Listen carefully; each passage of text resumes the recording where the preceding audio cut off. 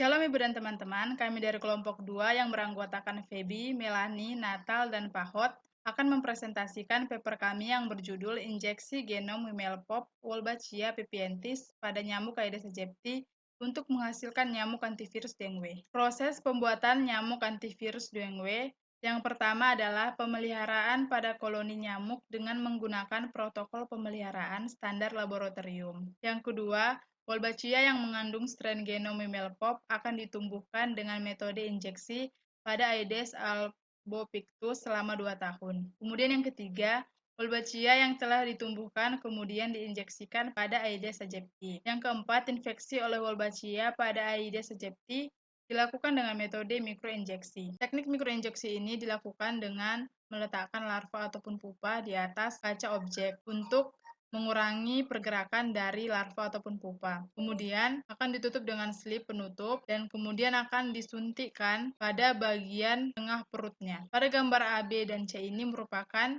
mikroinjeksi pada larva, gambar D, E, F ini merupakan mikroinjeksi pada pupa. Selain pupa dan larva, mikroinjeksi ini dapat dilakukan juga pada nyamuk yang dewasa. Pada nyamuk yang dewasa, Wolbachia akan disuntikkan dalam tubuh nyamuk, kemudian akan melalui beberapa tahap. Tahap yang pertama ini adalah Wolbachia akan melalui sistem imun dari nyamuk tersebut. Kemudian yang kedua adalah Wolbachia harus bersaing dengan mikrobiota yang ada di dalam tubuh nyamuk tersebut. Yang ketiga, Wolbachia akan sampai pada germline dan akan menginfeksi germline tersebut. Di dalam germline tersebut, jika diperbesar, bentuknya akan seperti ini. Nah, jika bagian ini juga diperbesar, maka akan terlihat bagian yang pertama ini yang merupakan ceruk sel induk germline.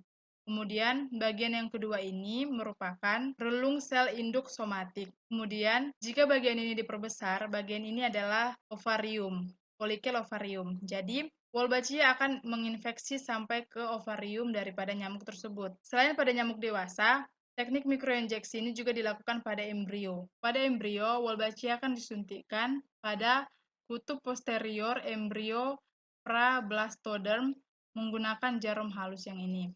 Kemudian embrio akan bertumbuh. Pada saat pertumbuhannya, pembentukan sel-sel germline juga dimulai. Pada pembentukan sel germline, Wolbachia sudah ada di dalamnya, jadi tidak perlu melalui beberapa tahapan seperti pada mikroinjeksi dengan nyamuk yang dewasa. Oleh karena itu, banyak penelitian sekarang menggunakan mikroinjeksi pada embrio, karena kemungkinan ataupun peluang untuk berhasilnya lebih besar.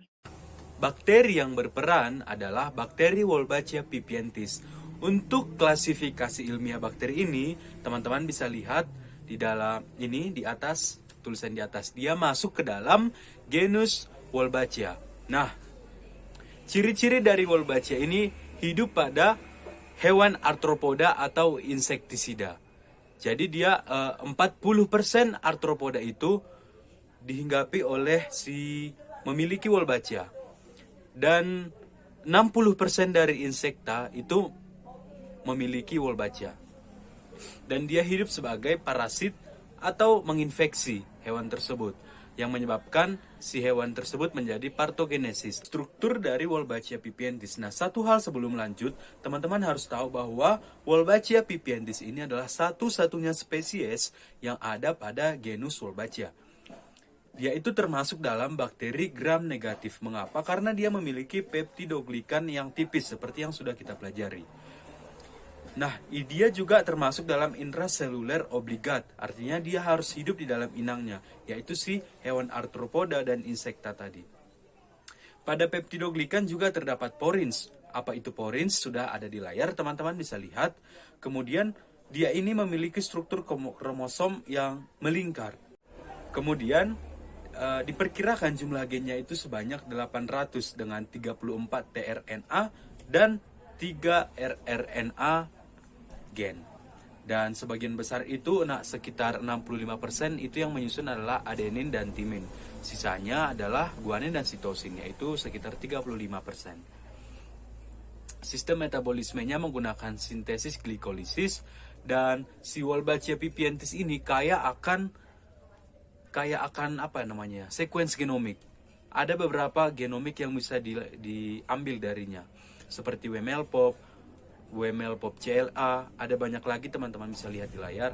Nah, WML Pop inilah yang digunakan untuk si Aedes aegypti ini nanti, yaitu si WML Pop ini berasal dari insekta spesies D. melanogaster. Kelebihan dan kekurangan dari bakteri Wolbachia pipiens ini. Kelebihan bakteri Wolbachia memiliki banyak peranan yang mendukung kehidupan arthropoda, insekta, maupun nematoda. Nematoda, salah satu contohnya, yaitu spesies cacing Flaria yang memiliki banyak ketergantungan hidup serta dapat hidup bersimbiosis mutualisme dengan bakteri Wolbachia ini. Kelebihan kedua, bakteri Wolbachia ini sangat kaya akan sekuensi genomik untuk dimanfaatkan dalam perkembangan bioteknologi modern oleh para peneliti. Wolbachia ini memiliki strain genom untuk menghambat pertumbuhan dari virus dengue pada nyamuk Aedes aegypti. Strain genom ini yaitu ada WML Pop CLA, WML Pop PJYP, dan WML CS.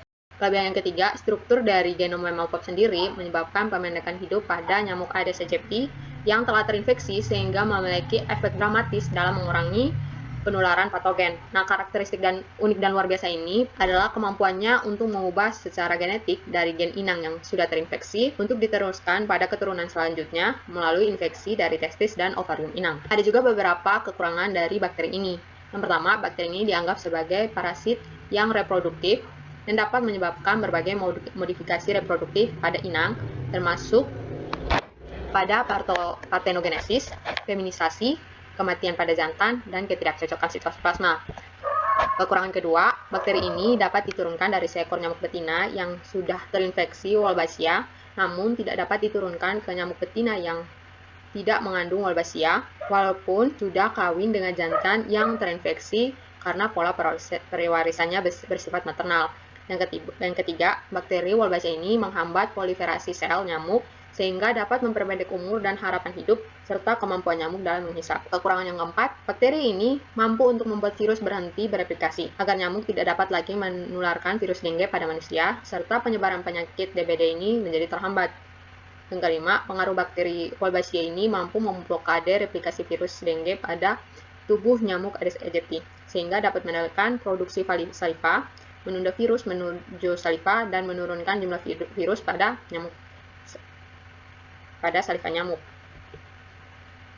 Kekurangan yang kelima, nyamuk Wolbachia berdampak negatif pada ekosistem seperti kepunahan spesies Aedes aegypti yang asli yang tidak terinfeksi dari bakteri Wolbachia, di mana masyarakat sulit menerima terhadap pelepasan nyamuk betina yang telah terinfeksi Wolbachia karena kurangnya sosialisasi dalam menjelaskan keuntungan-keuntungan dari bakteri Wolbachia ini.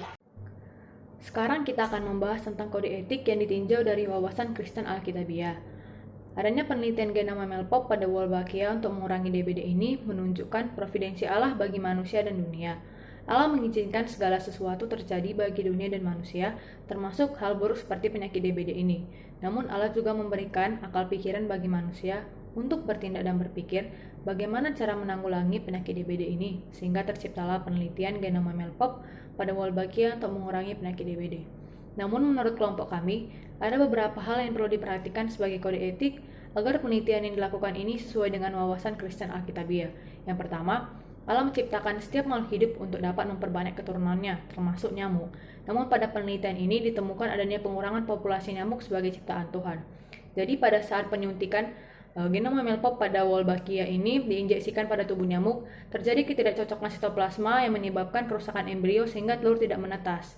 Nah, hal ini berarti adanya pengurangan pada populasi nyamuk karena individu baru tidak dapat ditetaskan.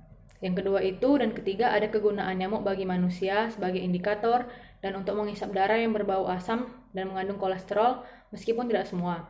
Lalu yang keempat, bakteri Wolbachia bisa saja menyerang manusia karena bakteri ini ada terus-menerus pada tubuh nyamuk dan mungkin dapat bermutasi dan menyerang manusia pada saat si nyamuk ini yang berwolbachia ini menggigit kulit pada manusia.